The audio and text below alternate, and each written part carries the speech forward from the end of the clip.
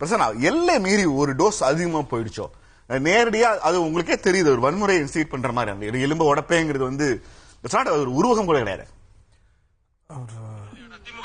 அறிவில்ல தெரியலன்னா உள்துறை அமைச்சர் ரிசைன் பண்ணிட்டு போங்க. செந்தில் பாலாஜி வந்து ஒரு ரவுடி பையன் உங்களுக்கு தெரியாதா? 6 மாசம் இருங்கடா. யாரு ரவுடி, யாரு அதிகாரப்படும் தெரியுதா உங்களுக்கு? முட்டாள் முதலமைச்சர், ஒரு முட்டாள் முதலமைச்சர். யாரு ஓடுனது?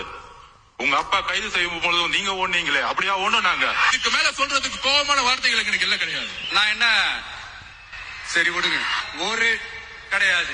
நல்லா வருது வேணான்னு பாக்குறேன். வாயின்னு முன்ன இருந்தா என்ன வேணாலும் பேசுறீங்களா? பிரான்சிஸ் சார் போதும்னு நினைக்கிறேன். இல்ல நான் ஒன்னும் தப்பா சொல்லலையே. இல்ல ஒரு வீடியோ இல்ல அவர் பேசினதுக்கு ஈவன் ஆதவர் பிரான்சிஸ் சார் கொஞ்சம் அமைதியா இருக்கு. ஏன்னா அது எலெக்ஷன். பிரான்சிஸ் சார் கொஞ்சம் அமைதியா இருக்கு. பிரான்சிஸ் சார் திடீர்னு எடுத்தாரு, ஒரு வீடியோ போட்டு காட்டினாரு.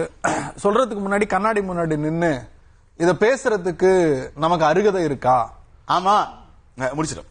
இல்ல அருகதை இருக்கான்னு நம்மள கேட்கும்போது அப்ப நான் சொல்லணும்ல.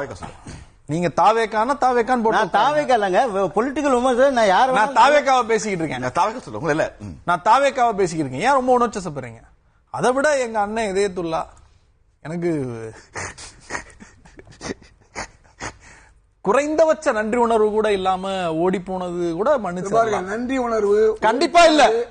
நன்றி உணர்வு இல்லாத காங்கிரஸ் ஓடி போனது. காங்கிரஸ் சொல்றேன், நான் காங்கிரஸ் சொல்றேன் இதயத்துல்லா சார், உங்களை சொல்லல, உங்களை சொல்லல, நான் காங்கிரஸ் சொல்றேன். நன்றி உணர்ச்சி இல்லாத காங்கிரஸ் ஓடி போன காங்கிரஸ் ஒரு வார்த்தை பேசுது, ஒரு வார்த்தை பேசுது. நீதிமன்றம் எடுத்த நடைமுறை சரி, அதை நான் சரி என்றோ தவறென்றோ சொல்லவில்லை என்று. இந்த நாட்டின் காவல்துறை அமைச்சர் யாரு? ஒரு டேஷும் கிளிக்காத முதலமைச்சர் ஜோசப் சி விஜய். அவர்தான் சார் போலீஸ் மந்திரி. அவருக்கு தெரியாம இந்த கைது நடக்குதா? உங்களுக்கு ஒரு கேள்வி கேட்கிறேன் இதயத்துல்லா சார், அவங்க எல்லாம் அரசியல் விமர்சகர். ராகுல் காந்தி பதவி பறிக்கப்பட்டது, வீடு காலி செய்யப்பட்டது, எதுக்கு சார்? தெருவுல நின்னோம் சார் ராகுல் காந்திக்காக. நீதிமன்றம் இல்ல, அது மோடி அரசு. அவ்வளவுதான் சார், சப்ஜெக்ட் வந்துட்டீங்க சார். நீதிமன்றம் படல சார், இது தாவேக்கா கையால் ஆகாத தற்குறி விஜய் அரசு செய்திருக்கிறது. நீதிமன்றம் சரி செய்தது ராகுல் காந்தி விஷயத்துல. இல்ல முடிச்சிருங்க சார். ஒரு செய்தி சார், நீங்க என்னை விட மிக மூத்த அரசியல் தலைவர். புன்னை வளவன் பேசினாரு, வார்த்தைகளில் தடிப்பு இருக்கிறது, தடிப்பு இல்லை. ஒரு மனிதன் நான் கதவெல்லாம் பூட்டி வச்சுக்கிட்டு தான் பேசுவேன் அப்படின்னு ஒரு முதலமைச்சர் சட்டமன்றத்துல பேசுறார். சட்டமன்றத்துல எதையெல்லாம் பேசக்கூடாது அதையெல்லாம் அந்த மன்றத்திற்குரிய தராதர தகுதிகளை கீழே போட்டு நசுக்குகிற ஒரு சர்வாதிகாரத்தினுடைய தரத்தோடு பேசியது இன்றைய முதலமைச்சர் விஜய் அவர்கள். அந்த விஜய் பேசிய வார்த்தைகளை நீங்க நியாயப்படுத்துவீங்க. அந்த நியாயத்துக்கு நாங்க பதில் சொன்னா நீங்க இவங்கள அனிதாவை சிறையில போட்டிருக்கணும், இவங்களை ஏன் போட்டாங்கன்னு நீங்க ஒரு கேள்வி கேட்கறீங்க.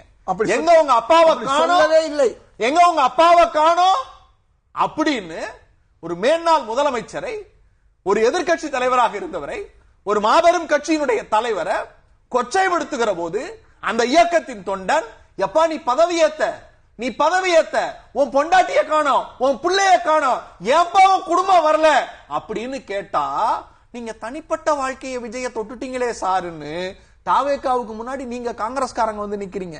இன்னைக்கு எங்க அண்ணன் வன்னியரசு வேற பேசுறாரு, எல்லாருக்கும் எலும்பு இருக்கு அப்படின்னு. ரொம்ப வருத்தமா இருக்கு, ரொம்ப வருத்தமா இருக்கு. இதே அண்ணன் வன்னியரசு தான் சொன்னாரு, கோழை விஜயை பார்த்து கோழைன்னு சொன்னார்.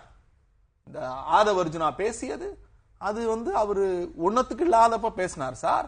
முதலமைச்சர் ஒரு டேஷும் இல்லைன்னு பேசினாரே சார், டேஷ் முதலமைச்சர் எங்க சார் போச்சு? அறம் எங்க போச்சு? நீங்க என்ன ஆயுதம் எடுக்கணுங்கிறத யார் தீர்மானிச்சது?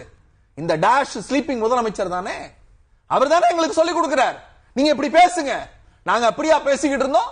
நாங்கள் பேசுகிற ஒவ்வொரு நான் இதயத்துல்லா சார் மாதிரி வயசுல மூத்தவன் இல்லைனாலும் நான் கலைஞரிடத்தில் அரசியல் பயின்றவன்.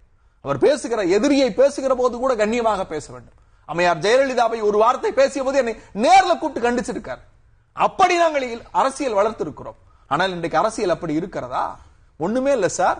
தாவேக்கா வாரியர்ஸ் ஒண்ணும் இல்ல. இப்ப போய் ஒரு கேள்விக்கு இல்ல, ஒரு கேள்விக்கு இப்ப நெல்சன் ஒரு கேள்வி கேட்டார்ல, அவரோட சோசியல் மீடியா பக்கத்துல போய் தாவேக்கா டிவிக்கேன்னு அபிஷியலா வச்சிருக்கிற ஆட்கள் என்ன மாதிரியான வார்த்தைகள் மனம் கமல பேசுறாங்கன்னு பாருங்க. அது சட்டமன்ற உறுப்பினர். சார், நீங்க சொன்னீங்க சார், திமுகவுடைய ஐயா முடிச்சறேன் ஐயா, ஐயா முடிச்சறேன் ஐயா முடிச்சறேன் ஐயா.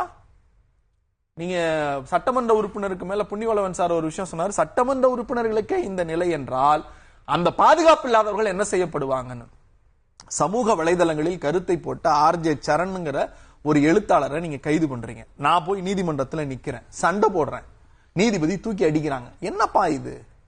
7 ஆண்டுகளுக்குள்ளாக தண்டனைக்குரிய குற்றங்களுக்கு 41A நோட்டீஸ் அனுப்பணும், நீங்க ஏன் அனுப்பல? இப்ப இந்த மரியாதைக்குரிய சட்டமன்ற உறுப்பினர் மார்க்கண்டேயன் அவர்களுடைய வழக்குல 7 ஆண்டுகளுக்கு மேல கொலை குற்றங்கள் போட்டிருக்கீங்களா நீங்க? இல்ல 10 ஆண்டுகளுக்கு மரண தண்டனை விதிக்கக்கூடிய குற்றங்களை போட்டிருக்கீங்களா? பேசினார், பொதுக்கூட்டத்தில் பேசினார், அவ்வளவுதானே. அந்த பேச்சுக்கு கைது செய்யப்பட வேண்டும் என்றால் முதலில் கைது செய்யப்பட வேண்டியது இந்த டாஷ் முதலமைச்சர் விஜய் ஜோசப் தான். இந்த டாஷ் நல்லா இல்ல.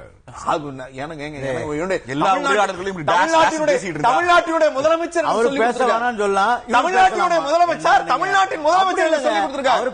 எனக்கு திமுக இருந்தாலும் எனக்கு முதலமைச்சர் விஜய் தான். எல்லாரையும் அந்த விஜய் தான் எனக்கு சொல்லி கொடுத்தாரு. எல்லாரையும் விமர்சிக்கிற போதெல்லாம் கெட்ட வார்த்தை பயன்படுத்துறதுக்கு அல்லது ரொம்ப மோசமாக அதை பயன்படுத்துறதுக்கு போல டாஷ் டாஷ்னு சொன்னாது என்ன சார்? எனக்கு என் முதலமைச்சர் சொல்லி கொடுத்திருக்காரு. என் மாநிலத்தை பொறுப்பு மிகுந்த முதலமைச்சரா தான் பேசினார், முதலமைச்சரா தான் கரூர்ல பேசினார்.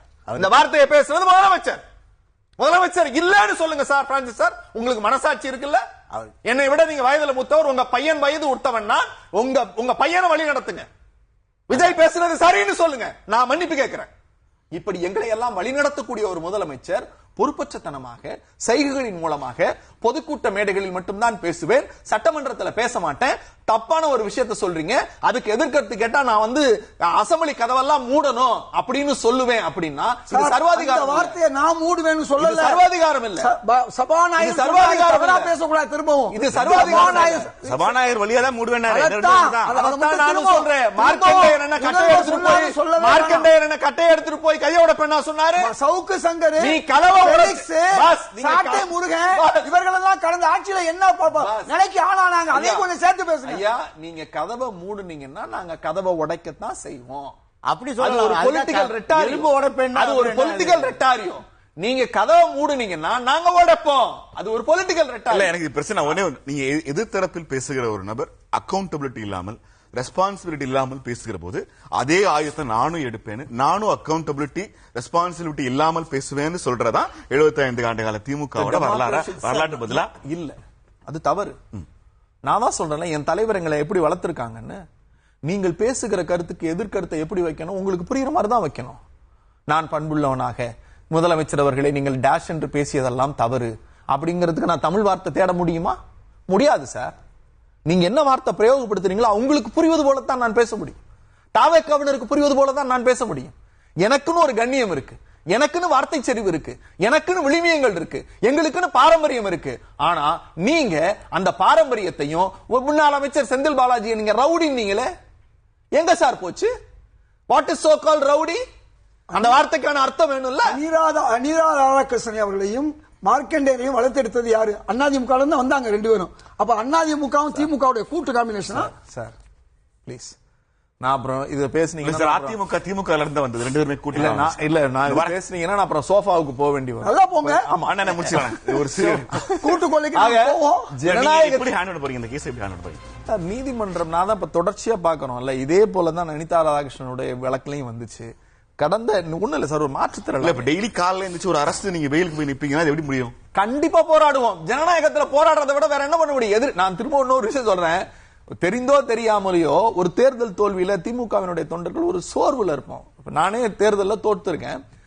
ஒரு சோர்வு எங்களுக்கு இருக்கும். ஆனா அந்த சோர்வை போக்குகிற மிகப்பெரிய அருமருந்து இப்ப யாரு தெரியுமா? தாவேக்காவினுடைய காவல்துறையும் தான். ஒரு பந்த நீ வேலையே எழக்கூடாதுன்னு போட்டு அடி அடிச்சா பந்து மேல ஏந்திரிக்கும். இப்ப திமுக தொண்டர்லாம் தெருவுக்கு வந்துட்டான், திமுக மாவட்ட செயலாளர்கள் தெருவுக்கு வந்துட்டோம். சட்டம் போடுவோம், போராடுவோம், ஜனநாயகத்தின் அடிப்படையில் நீதிமன்றத்தின் வாயிலாக எல்லாவற்றையும் எதிர்கொள்ளுவோம். எத்தனை நீதிமன்ற கதவுகள் மூடினாலும் எல்லா நீதிமன்ற கதவுகளிலும் குறைந்தபட்சம் ஒரு நேர்மையான நீதிபதி இருப்பாங்கல்ல, அவங்கள்ட்ட நியாயம் பெறுவோம். பேசலாம்.